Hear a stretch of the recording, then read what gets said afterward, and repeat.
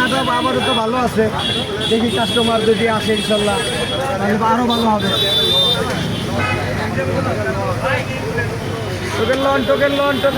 কাকা বৃষ্টির ভিতরে আপনি বেচা কিনা কেমন আছে? জি আলহামদুলিল্লাহ ভালো আছে। যাক, শুক্র আদায় করছেন, আপনার ধন্যবাদ জানাই। এই যে কাকা খলিল কাকার দোকান, এটা ভাইরাল মিজানের দোকানের পাশে। এই যে হ্যাঁ খালাতো ভাই হিসাবে পরিচয় দিয়েছিলেন। মোটামুটি যেভাবে লাভ হইতেছে আল্লাহর মতো বেচা কিনা প্রতিদিন কত টাকা বিক্রি হয়? 20,000 22,000 25,000 এরকম 25,000 টাকা বিক্রি হয়। 4-5,000 টাকা লাভ থাকে। না 3,000 3,500 2,500 3,000। আলহামদুলিল্লাহ।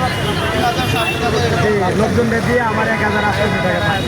আজকে ভাত কত দূর আনছেন? 50 কেজি রান্না হয়ে গেছে গা, আবারও লাগলে চাইলে আছে, আবার 50 কেজি রান্না হয়ে গেছে। জি রান্না করছেন 25 কেজি। কাকা আমরা সাধারণ আপনার যে কাস্টমার হিসাবে আপনার একটা কথা বলবো, আপনি রাগ করেন না বুঝছেন। কথাটা হচ্ছে এই যে গরমের ভিতরে আপনারা যে যতবার খুশি খাবার নিতে দেন, মূলত আমরা দেখছি একবারে বেশি কিন্তু খাওয়া যায় না। এখানে সরকারি জায়গা তো, কারেন্টের অনুমতি নাই। আপনি কি চেষ্টা করতেছি কারেন্টের জন্য। আপনি যদি পারেন চেষ্টা করেন ব্যাটারি দিয়ে একটা ফ্যানের যদি ব্যবস্থা করে দেন, ব্যবস্থা করবো।